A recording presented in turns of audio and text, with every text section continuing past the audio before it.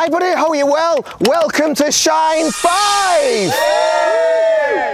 Shine is my 3-day wedding photography workshop. I shouldn't say it because Shine 1, 2, 3 and 4 have been amazing, but this might be the best Shine yet.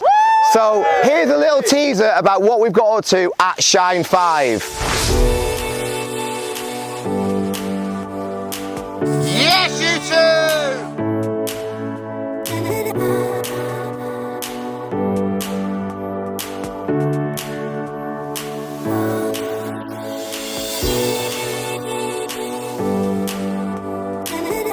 Oh, like a seal!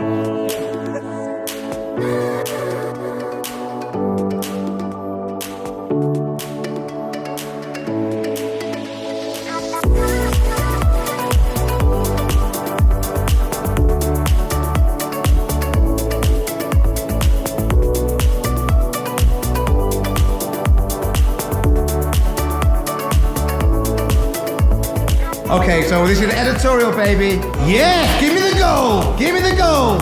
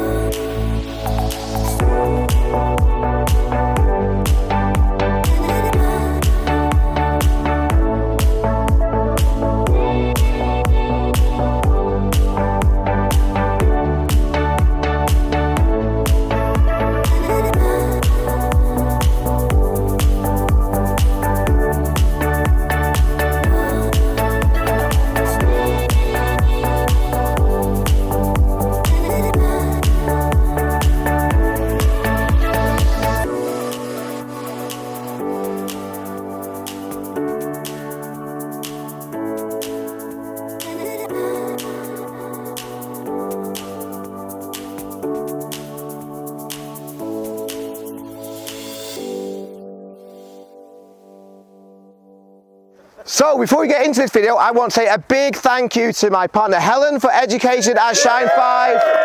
Thank you! And to the incredibly talented Paul Flanagan. And it's very annoying with Paul because not only is he a crazy talented photographer, but he's also an incredibly talented videographer as well. He can do it all. And Paul has very kindly been teaching hybrid at Shine 5. Have you all found it? Yeah. There you go. So yeah, we've loved Shine 5 and we've been blessed with this incredible weather. So yeah, whoever's brought that with them, thank you very much. So in today's video, I'm going to show you how I created this photograph. Now, I need to thank a number of the members of our Flashmaster community for this shot because I have taken the inspiration / I'm copying the likes of Jesse and Darlin, Jesse and Maury LaPlante, Jason Vincent. Before those photographers, I had never seen this shot done before, but I think it's really, really cool. And it's basically shutter dragging, where I'm going to use a slow shutter speed, which is going to make that background look completely different, but then the flash that we apply is going to freeze, in this case, the amazing Demi and James. I'm sure many of you will recognize Demi and James over here. They've been the stars of many of my videos. I'm not sure where they are right now, but would like to thank Rose and Eric as well, our other two models, who have been incredible. I've never met Rose and Eric before, but as you can see here, they've been so much fun to work with. So yeah, thank you, Rose and Eric. I know it won't be the last time I work with you. So let's start this setup. So I'm going to try and find an area which is backlit, because for this to work well, we want to make sure the leaves over here are lit up. So this area is going to be perfect. So Demi and James, if I can bring you over here, please. We have been so lucky at Shine because this is late September in the UK, almost October, and it's literally warm. I'm going to put you in the shade if that's okay. That looks perfect. Yeah, that looks excellent. And now, the very glamorous, the very hunky Andy Wilkinson over here has very kindly offered to hold my light. Now, can I just make sure that's turned on first, Andy, if that's okay? So we'll have this turned on as A. 7, yeah. Perfect. So we have a Godox oh, it's very bright now, a Godox AD200 in the MagBox Pro 24 Octa, and I'm going to just cock that for you, Andy. There you go. And Andy is going to use a lighting technique which you've probably seen many times in my videos now, which is like straight up and straight down. That creates nice soft light. It also creates dramatic fall off, so the light will hit Demi and James up here and it will fall away very quickly. First of all, before I even turn on my flash, as we lose the light a little bit, I'm going to just get in my, as the attendees now know, my layer 1 settings. Oh, I should say, I'm on my Sony A9III today. I think it's it's the second time this was featured in the video. This has a global shutter, which means that the normal sync speeds don't apply to this. However, this is a very slow shutter speed, so this should act the same way as any other camera, I believe. I know that I need a slow shutter speed for this to work well, so I'm going to go down to something like 15th or 20th. Let's go to 15th. I'm going to then go to a very low ISO. The base ISO of the Sony A9III is 250. That's the only downside of the A9III. So that means I'm going to need a very, very narrow aperture to kill the ambience. Because if I take a shot wide open, it's literally just white. So let's go to something crazy like f14. I'm on my Viltrox 85mm f1.4 lens, but I say this has nothing to do with wide open, so I'm at f14. And let's just see what that gives me. So don't worry about these, Demi and James, not counting. Yeah, it's okay, but as you can see on the screen now, it's still a bit too bright. So I'm going to go to f16, and I'm going to drop my ISO. I am going to go into the scary zone of ISO. I'm going to go to ISO 160, because that sun is bright. Yeah, that's looking better now. So we're going to need quite a lot of flash power, because I need to underexpose even more. Oh, that's good. Right, I've now just changed my shutter speed to 1/20th, ISO 125 f16. These are ridiculous settings because I would never be an aperture this narrow, but we now have got a base layer which I think is quite cool. Notice as well that when I'm shooting, I'm just flicking the camera up slightly, like this. And that gives me this really bizarre background. So Andy, if you can step in please. I think we're going to need quite a strong flash power, so let's go up to a quarter power first. Check that we're on. Yes, we are. Now, obviously, Andy and the MagBox are going to be in this, so I will probably need to remove them using generative fill, because the problem we'll have is that I'm not going to be able to get the same base layer twice. It's going to be slightly different. Actually, I'm going to come over here a little bit because I don't want that bush to be in there.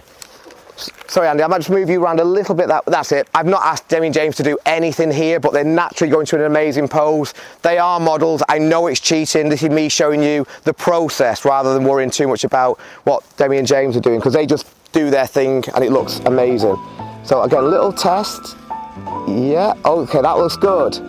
So Demi and James are being frozen now, but I think 1/20th is a bit too fast. I'm going to slow it down to 1/15th. That's perfect, yeah.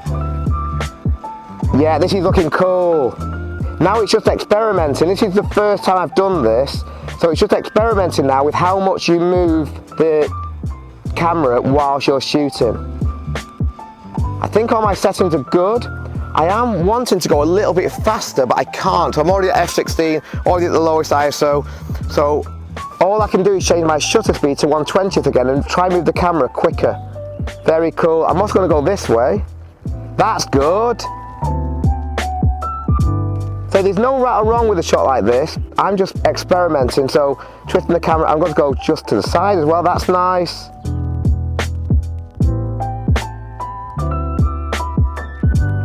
Yeah, cool.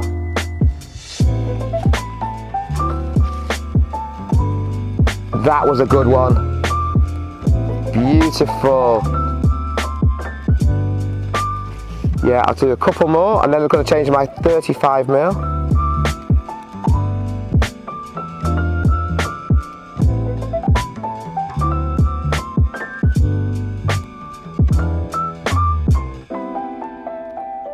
As with all my photographs, all the photographs in this video were edited using my Lightroom preset pack 4, which includes 26 magic masks, 18 brushes, my base colour and black and white preset, plus a 2-hour editing tutorial video in which you see me editing 101 photographs using all the tools in the preset pack, so you can see exactly how I edit my photographs in Lightroom.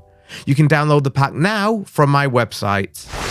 And now I'm going to go to my 35.